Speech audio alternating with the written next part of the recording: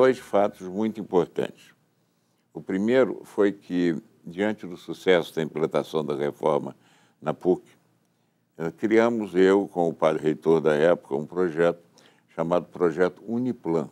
Nós fizemos a reforma, ajudamos a fazer a reforma universitária em todas as universidades do Brasil que assim nos solicitaram, cerca de 60 na época, entre públicas e privadas, né? Quer dizer, não só universidades, mas até faculdades de vários cursos, né?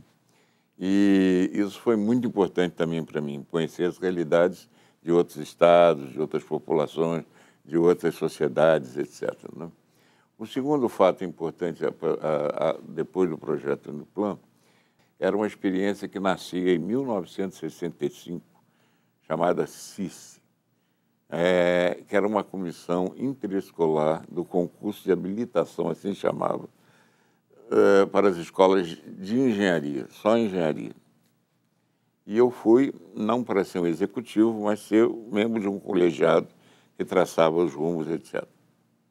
Fui com muita má vontade, não me encontrava bem no convívio com as ideias que ali estavam sendo planejadas, mas obedecia ao meu reitor, que desejava que eu lá ficasse.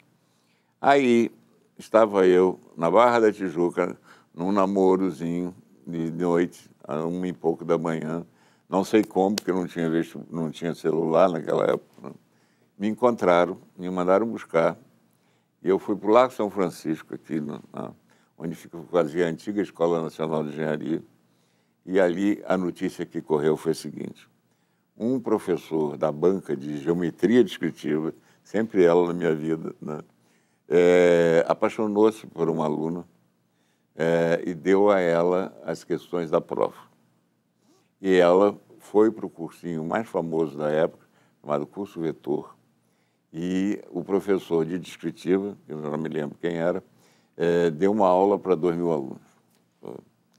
Então, isso chegou ao conhecimento do coordenador da CIS, que era da UFRJ, professor Lindolfo de Carvalho Dias, também meu amigo depois. E esse Lindolfo, que está vivo até hoje, ele resolveu chamar a comissão e nós arregaçamos as mangas. De 2 às 6 da manhã, nós fizemos não só as questões, mas rodamos nós próprios. Antigamente com mimeógrafo a álcool, uma coisa bem arcaica, né? E ali, quando os alunos chegaram pensando que a prova era aquela, a prova era outra. Foi uma decepção geral, salvou-se o exame. Porém, por azar, na pressa de fazer a distribuição das novas questões, em uma das salas se esqueceu uma folha da prova. E já havia saído alunos quando se percebeu isso. Então, teve que ser anulada a prova e refazer a prova de novo. Bom, o que aconteceu?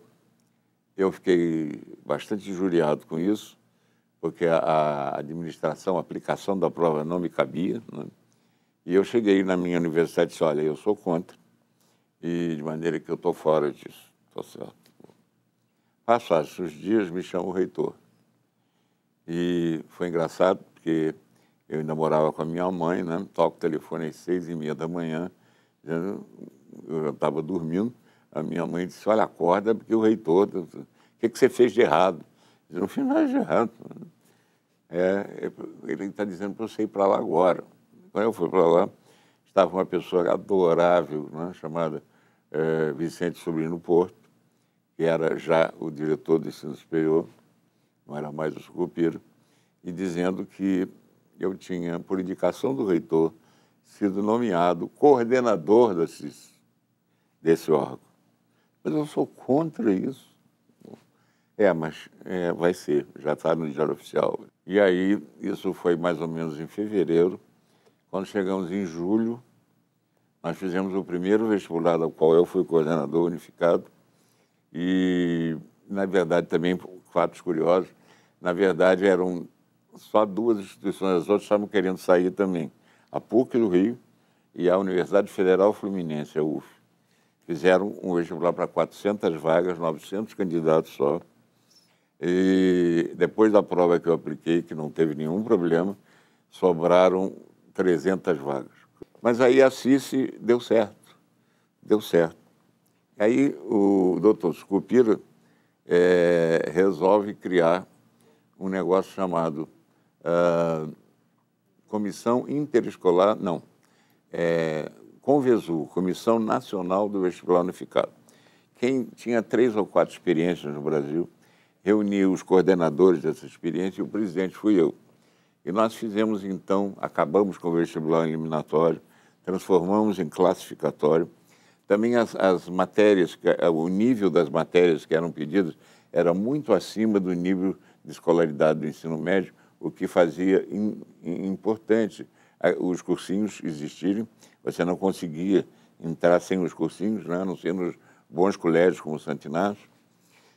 E aí, então, botamos a um nível adequado do ensino médio, etc., e transformamos em um processo classificatório.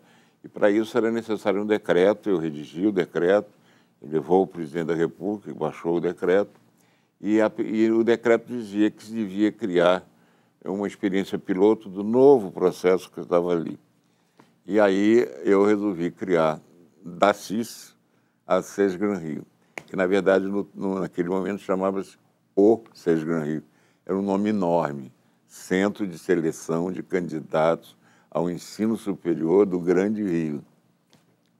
A experiência foi grande, nós tivemos 28 mil candidatos, não é? Você veja como é que mudou de nível, né?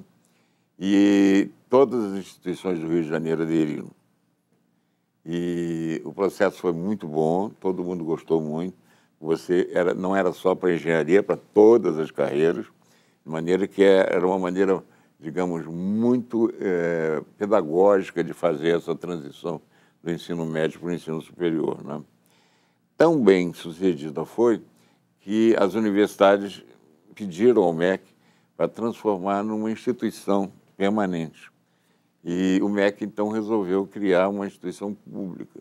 Os reitores não aceitaram, tanto os públicos como os privados. Criou-se, então, uma fundação, Fundação SESGRAN Rio, não é? No dia 4 de janeiro de 73. Fez já 45 anos de vida como fundação e 48 como o primeiro unificado, o SESGRAN Rio, né? De maneira que de lá para cá, graças a Deus, nós só temos tido sucesso.